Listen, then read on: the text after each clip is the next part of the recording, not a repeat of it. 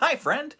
Jeremy Tank here, and if you are watching this, I am your brand guy. What does that mean? It means that I am the guy you can ask questions about your brand, about branding, about brand identity, and basically, if it's got the word brand as part of it, I've got something I can share with you and help you out with it. As promised, we're going to talk a little bit today about logos, and specifically, reach over here. A little bit from this book, Logo Design Love. Love this book. I've got about 16 other books about logos, but this one really encapsulates a lot of the highlights about what's important about logos, what to look for, what not to look for. And so I grabbed a lot of different topics from it that I'm going to present to you today really quickly to fit in my time slot here. So we're going to talk about the top 10 rules for logos. And while people talk about brands and branding a lot, they don't always understand the difference between a brand and a logo. A logo is a visual symbol that represents your who you are, your company, your business, your product, your service, the feelings behind it, the goals, the vision. There's a lot of different aspects that go into a logo that create a symbolic representation of what the company, what the product, what that brand is. But the brand itself, brand is not the logo. And this is the things that confuse people, because you see Nike and you think, well, that's a logo, the swoosh. No, Nike is a brand, and you understand Nike mostly because of the cultural impact, the feelings of sports and just do it. They have a huge cultural impact that creates an emotional swell, an emotional feeling, and in here, that draws people into it. But it's that logo, the actual graphic symbol that becomes a shortcut, a mental shortcut, a neurological shortcut for everything that company does and represents. It's more than a reputation. And a lot of people kind of go back to branding's the reputation. No, a brand is feelings towards a thing. A reputation is like when you say, don't buy from that company because they use underage labor, or because they treat their workers unfairly, or because they support really bad things around the world. You're spreading things, and that's the reputation, and that could be their brand. But really, when you say those things, and someone hears you say those things about that company, the feeling they get inside, that judgment, that initial emotional surge, that is brand. It's not necessarily what's said, it's how you feel about what's being said, about the partnerships that are made, about the vision that is being built. It's a very complex, neurological, crazy phenomena, because the more that you start to understand brand and branding and working with these companies, I think of Apple. Apple is a great company for discussing brand, because they have so many different products in so many different fields. They're actually actively researching even more to make a huge impact on this luxury consumer sort of market. But when you talk to people, at least when I talk to people on the streets, they downplay Apple. They'd rather go with, cheaper, but Apple still holds this place in people's hearts and minds as creative and a little avant-garde and groundbreaking.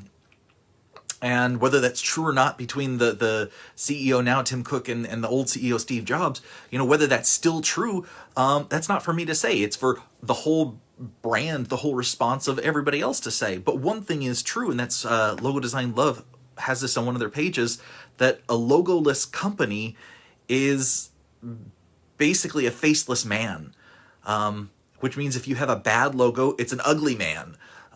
If it's a plain logo and it doesn't stand out, it doesn't do anything and differentiate you in any way from the market, you might as well just be bland all the time, because it needs to stand out. And that's where a logo becomes a symbol of who you are and what you represent to your audience. It is a very specific relationship, a visual relationship, an iconographic relationship, a semiotic relationship that builds the more experiences you have as a consumer with that brand. The more you understand the support and you receive the experience that is amazing, the more you feel really warm feelings about it. And then when you see the logo, just that visual symbol, you tie it back into all of those things that happen to you, and you build a resonance with it. Neuralistic programming, NLP, works in a similar way, in that it finds the words that trigger reactions in the body, and you can actually work with that to create intentional, more positive reactions. Well, this is the same sort of stuff that marketers are using to work with brands. And this is exactly what a logo does for your brand.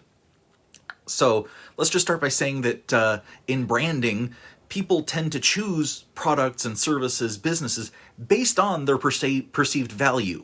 So one of the first things we have to think about in the logo is, does it represent the value of your service to your customers? Because if you have a really cheap or generic logo, you are essentially becoming that faceless person, and nobody wants to work with a faceless person. People work with the people that they know, trust, appreciate, understand, resonate with, and branding, particularly with a logo, creates that uniqueness, that unique personality. People love to do business with personalities. They hate to do business with faceless corporations, faceless businesses. So one of the big things we're trying to do with the logo right off the bat is to create a personality and a value structure for whatever it is you are bringing into the world. And okay, so I'm just going to jump into the 10 rules for logos. 10 rules for logos, coming from Logo Design Love by, who's that by? Airey, David Airey. Great author, great stuff about design, lots of experience with it. So he has like 30 or 40 rules in this book. I broke it down to 10 because I think these are really the top 10 things that you need to know about logos when you approach a professional designer to work on a logo for you, when you find something else online, when you go ahead and take a step for yourself. These are things you just kind of need to keep in mind. So number one, a logo does not need to show what your company does. And this is a huge misconception for a lot of business people. They think that when they're creating a logo or having a logo created for them, they need to show visually something that ties in what they do and how they do it. The problem is that a lot of companies have so much stuff that needs to fit into a logo that they try to cram it all in, and it's just too much. When we look at Apple makes computers and watches, soon to be glasses, maybe even a car. Their logo doesn't even have the word Apple on it anymore. It is just the logo shape. Starbucks does not have coffee drinks on their logo. Google does not have search engine. It just is the word Google. So you don't have to include an icon, a thing as part of it. There are lots of different types of logos, logo marks. Some are just words where they're called word marks. Some have symbols. Some have icons that go with them. Some are just the icons. So it really varies, but you don't see everything under the sun in a JCPenney's logo, Sears logo. Some of these companies aren't even around anymore. Like pop in my head that they sold too much stuff, and so it would be very confusing to try and convey all of that to their consumers when they don't need to. And that brings us to point number 2. When people see a logo and they associate it with a business, there is one concept that needs to be remembered in logo. And it's very specific to each customer and to the audience because it's that experience, that feelings, that tie-in of everything that goes into it. But it's just one thing. And any more than that, actually, what's happening is the brain receives the signals, the thoughts, the inputs, the cognition for all the different symbols, and it basically throws away everything except for one item. And you can, if there's more than one thing to remember in a logo, then as the designer, or as the business, you cannot control what one thing conveys through the logo to the audience. So it's easier, it's better, it's more precise, it's more accurate to design a logo or have it designed for you with one concept, one idea, one main push, one big joyous thing. whatever that thing is, to convey and to remember, because that means that when we share that logo with somebody and we reinforce it with our service and our help and everything else that we are as selling a product, the audience only needs to remember that one thing. And that is much easier to direct and share through our communication. Point number 3. This is sort of an old school view of this. So I understand if you might not agree, but for me, logos need to work in black and white. And when I was in school and learning to design in general, logos had to be done with Sharpies on small pieces of paper at a size that, big, thick Sharpies, to make sure that the symbology, the visual feel of it conveyed easily. A lot of logos these days that I see start out in color, start out as really complex gradients or lots of interlocking shapes, and they don't simplify easily, and they don't move to black and white. And I've actually had this conversation with young students at AIGA, that's the Professional Organization for Graphic Designers. I've had conversations with young students and young professionals going, look, things don't need to work in black and white. We've got computers, we've got phones, we've got all these fancy devices. People barely print letterhead anymore. So, what's the point? Just design it in color, just design it. Yeah, what? Well, the point if working in black and white is simplicity. Simplicity and clarity lead to that one thing, as we talked about in rule number 2, conveying across to the audience. And it really is about that communication of all the different aspects in the logo, of the logo, working to reinforce the brand itself. So making it workable in black and white means you can add layers of color and complexity onto it, but as it simplifies in its most basic state, it still conveys the meaning and the behavior behind the logo. So that's super important. Number 4, brand equity. I believe that as you grow and evolve your business, that you should every 3 to 5 years, I think, look at your logo, look at your audience, and make sure that you are evolving the logo, evolving the look, evolving your brand.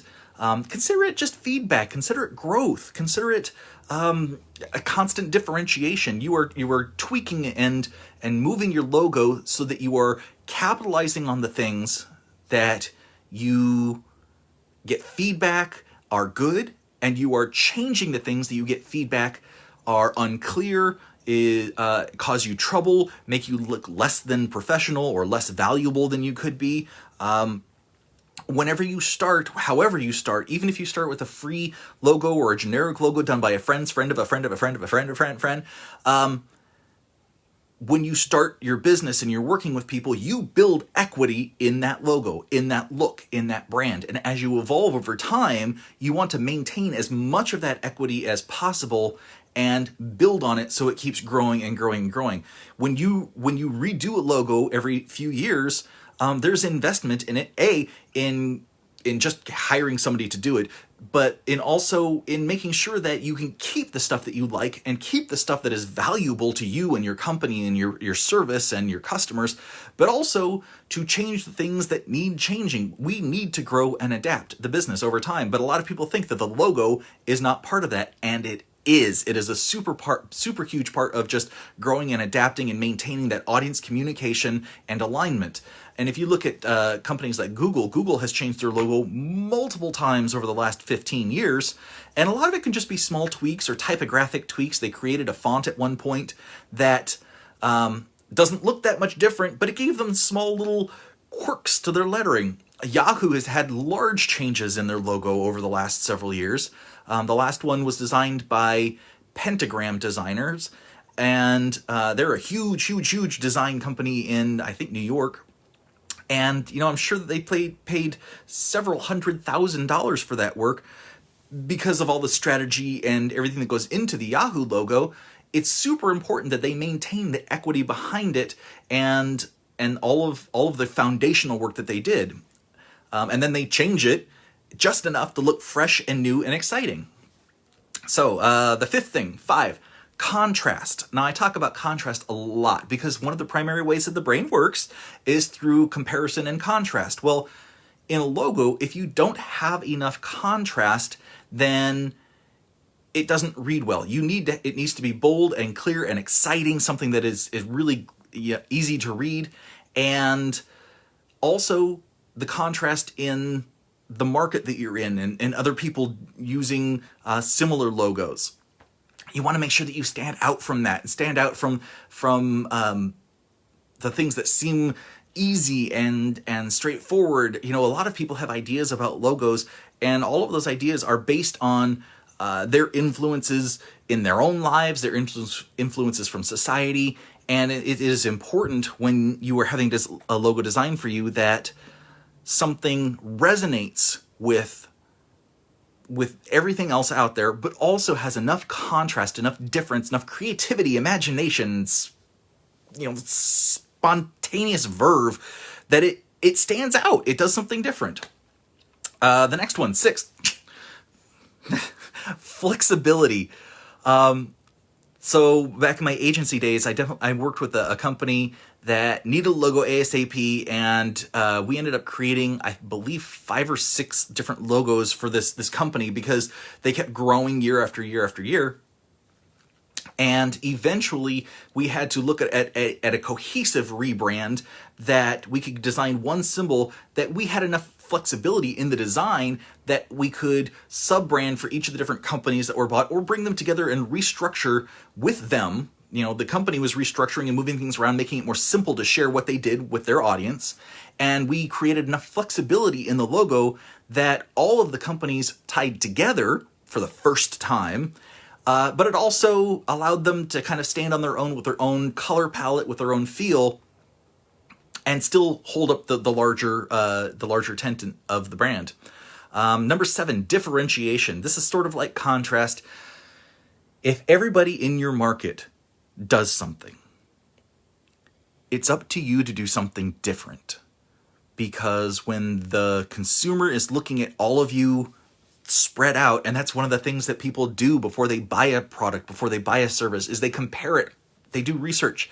The internet makes it super easy. It empowers the consumer. It empowers your audience to compare and contrast you with everybody else.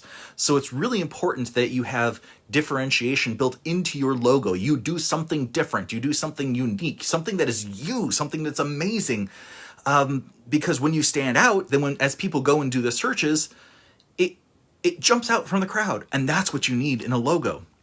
It turns that faceless man analogy into like a superstar, a gorgeous hunk, right? Because it stands out from all the other plain Janes. And a lot of people are trying to honestly get logos that are cheap and easy because everybody thinks it's cheap and easy. There's a lot of work that goes behind a really good logo, and there's a lot of research, and there's a lot of understanding that goes into it. So differentiation is super important from the design side, so that we make sure as we design logos and as you receive logos that they really do the work they're supposed to do. They stand out from the crowd. They grab attention. They help you make an introduction of yourself by logo alone. Number 8. Number 8 is testing at different sizes. And I've worked with a lot of different logos that, frankly, we just couldn't make them any smaller. They lost all cohesion at a small size. I remember working at Medicis Pharmaceutical Corporation, and the Medicis logo was this simple typeface. It just said Medicis with a line above and a line below, and there was a caduceus on the eye of Medicis. And that caduceus, a caduceus, if you're not familiar, is 2 snakes wrapped around a pole with wings coming out the top. And that can be a pretty complex symbol. And the previous designer who'd worked on that logo had made it fairly simple, but there were times that we wanted to use that logo at like 1/2 inch tall, and it was completely unreadable at a 1/2 inch tall. And if you went smaller than that, it would actually start, like the letters would start collapsing in on themselves. And if you printed that thing, it would actually blob out a little bit and the letters would connect. Totally unreadable. An unreadable logo is an unusable logo. So testing at different sizes is really important when you get options for a logo. And actually, before you go into that, let's form a strategy. Let's form about things that we want to think about. Let's go ahead and put a pin in this right now so that you can already start thinking about it. What are the sizes that you want to use your logo at in the world? Do you want it on a business card? Okay, well, that's one size. Do you want it on letterhead? Do you want it on your website? Do you want it on a billboard or t-shirts? All of these different sizes and different needs have different needs. All of these different sizes have different needs, and it's great to make sure that as you go through into this process, you share these needs with your designer, you share these needs with someone like me, because that is part of forming the strategy behind the design for the logo. And designers really need a strategy going into this so that they understand that what they design will be used and used well wherever it shows up. Number 9, cohesion. I talked a little about cohesion earlier this week when I was discussing the principles of design. See, cohesion is the idea that everything fits together. And there is a fair amount of contrast that we've got to have, because contrast makes things interesting. It actually triggers the brain to pay more attention to something.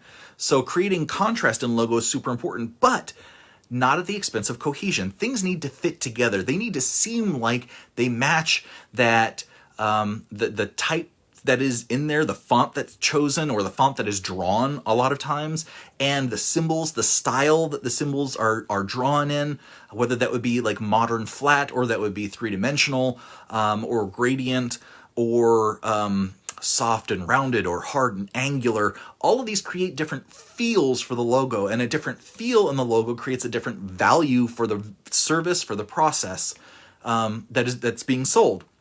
So if you want something that's friendly and childlike, helping people feel good about stuff, really soft edges, flowing lines. I'm thinking in musical terms for some reason. I'm like legato, not staccato, not short, but legato. You know, it's the idea that things flow into one another. It's very Art Nouveau-y. That creates a certain feel. But you cannot use that sort of artwork with like, I hate to use Helvetica, but Helvetica, because Helvetica it's very clean, it's very structured, but and perhaps it works. The contrast between long flowy shapes and Helvetica, which is structured, very angular, might work, might not. It's really important that when you look at a logo and for yourself or for anything else, just like out in the world, there's a cohesion to the type and the images and the feel and the value that's trying to be shared. And number 10 is that trends come and go.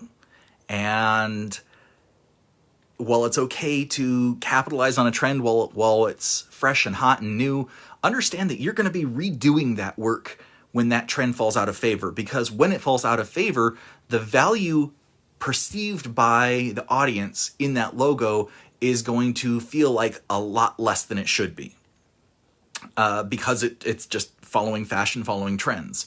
I remember working at the agency, the ad agency in the early 2000s, and I can't count the number of times that we were asked to create a logo with a swoosh. And I actually started telling people up front, no swooshes. It was a huge internet trend. Everything needed swooshes on it. And we actually had to start making rules, no swooshes, because that's what people assumed a logo for the internet at that time needed to have. And then that sort of turned into Web 2.0, which was bubbly, round logos. Like everybody followed that trend. And either those people trended away from that after a couple of years, or they just completely went in a different direction. And that's what happens when you follow trends, is that you got to understand it's going to necessitate a change away from that eventually. It's like planned obsolescence. Yeah, you can follow a trend, and people, when they design logos that follow a trend, you can do a search online right now and say, logo design trends in 2020. We tend to look at them in reverse and say, okay, what were people actually doing at that time? And some of the trends that you see, just know that it's planning to redo the logo, more likely following a different trend at a different time. And here's where that gets a little challenging, and here's where it's also really beneficial. getting a designer to design a logo for you is hiring somebody that understands how these symbols, how these elements of design, how these principles of design come together to elevate the value of your product and your service for the world. And generally, coming out of the logo comes brand identity. And brand identity is partially the logo, but it's also how the logo is used, where the logo is used, what colors go with the logo, anywhere that the brand is found, the types of pictures, the types of symbols and textures. These things all kind of go into brand identity, and brand identity it's not something that a lot of people really look at and go, oh yes, well that's really what I need. They say I need a logo, but really a brand identity, a whole feeling of where I'm trying to accomplish, and bring into the world is really what they're looking for. And that requires strategy. That comes from an intent to grow into a logo, to grow into a value, to grow into a business strategy. And all of those things together come together and create a package that visually, symbolically demonstrates your value to the world so that they buy your service, they buy your product. And that needs to be clearly communicated to your audience.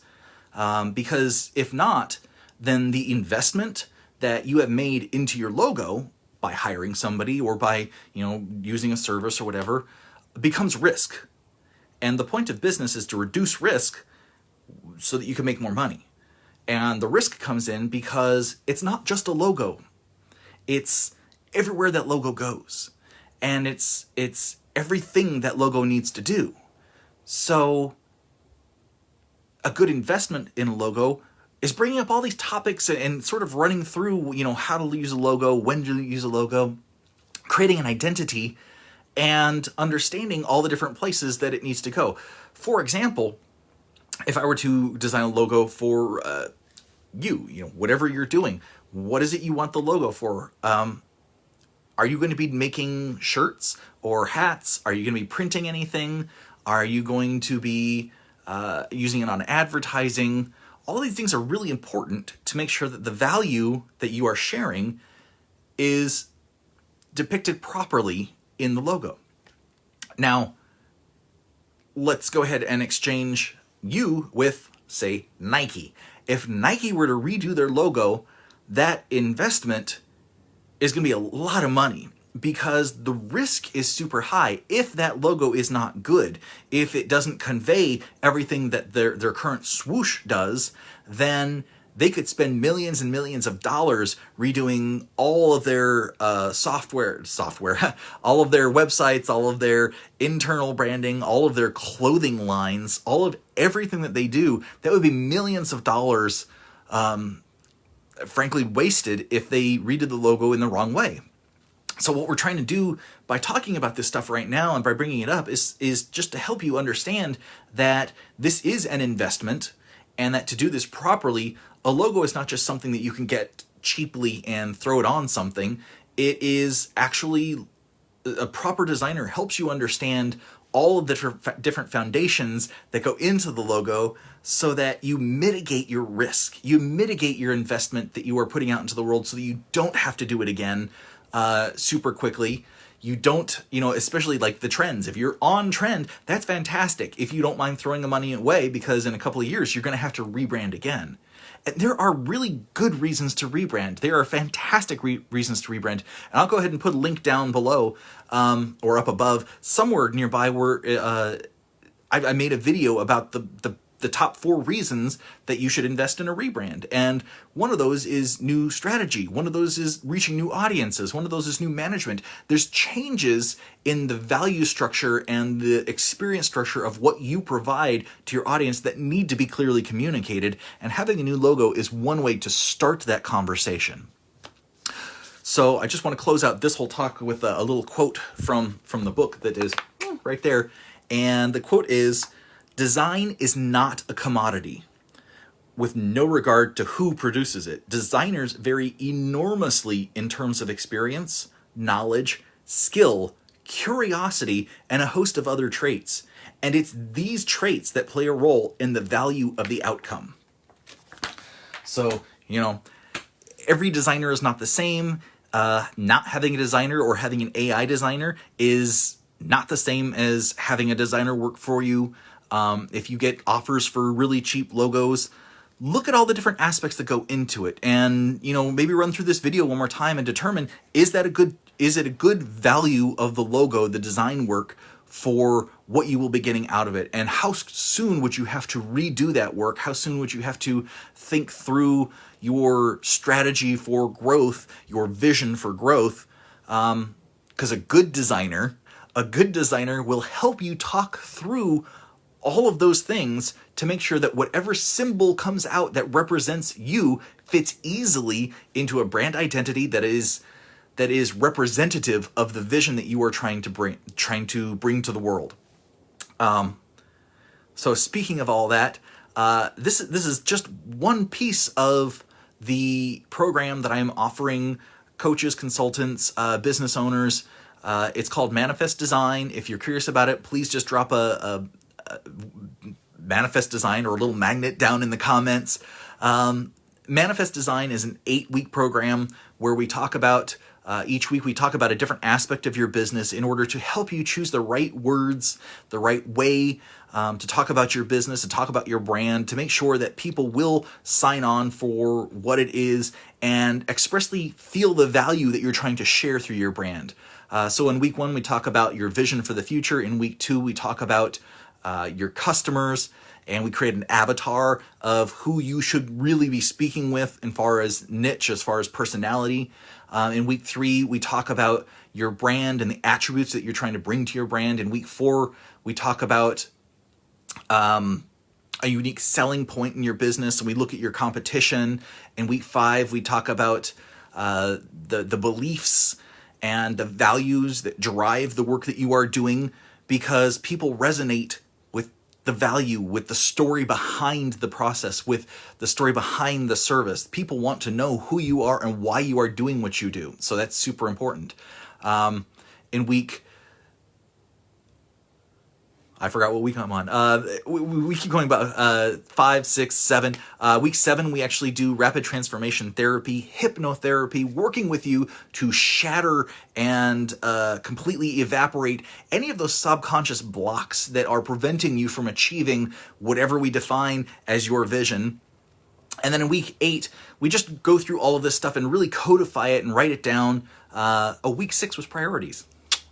Setting priorities is super important. If you know what to do and when to do it and what order to do things in, things actually happen. It trains the mind, the subconscious mind, to start doing those things without you actively pushing on it, which is so super helpful. It's like enabling the law of attraction for you, because your brain, your body, your whole conscious, subconscious mind knows what to do and starts acting on it because your future excites you. Setting priorities, love it. Anyway, so that's the whole program. If that's something that interests you, if you are running a business and you really want to get your vision clear, you want to build confidence in what you're doing, it's a fantastic program. It is helping a ton of people right now really get clear about their coaching, really get clear about the classes that they're trying to build, really get clear about just helping others and what they are bringing to them, because you are not just doing your service, whatever that service is, you are transforming lives. And that's the key thing here, is that if you don't understand, you are incredibly valuable to this world, you are making a huge impact to this world, and you need to share all of your expertise with the world. You are the only you in the world. You are incredibly unique. You're just like everybody else. You're incredibly unique. Seems like a juxtaposition, but the truth is that people need your expertise from living your life. I'm here sharing my expertise from living my life, and I hope that it benefits you in some way. I hope that something that I share really helps you think about things in a new way, or take a step that you've never taken before, or just feel better about yourself and what you're doing. You are on a good path, so just keep going. And of course, if Manifest Design is fantastic for you, or if you're already running a business and you're looking at rebranding, I have another step, another process past that. That is branding design. That is really the deep dive into this logo stuff, where we look through and build like visual avatars for your customers, and we look at mood boards, and we look at empathy boards, which are understanding how your customers are going to view you and other influences in their life in terms of logos, products, services, experiences. And then I will design a logo for you, a custom logo, a high quality premium logo specifically for you that answers all of these things that we have built through Manifest Design, and can work for everything that you want to do going several years into the future. I've been doing logo design for at least 20 years now. It is one of my strengths. It's one of my passions. I love doing this part of it. And the first part, Manifest Design, is just, it's an exceptional process that I love helping people through. And then the next step of the process, when you're ready for it, creating a logo, doing branding design for your business. I love that because it helps create a visual goalpost of where you want to be and where you want to take your business. So those are my two processes. If you want to learn more about what I do and how I do it, visit www.thinktankcreative.net. That is www.thinktankcreative.net. And if you want to learn more about Manifest Design, just comment down in the notes, Manifest Design, or put that magnet in there, because it's the law of attraction. It's magnetic. If you have any questions, comments, I would love to hear from you. I would love to hear what you think about this content, and if it's helping you, or if there are more specific things that will really help you more. I would love to share so much more with you, and I will in the coming days and weeks.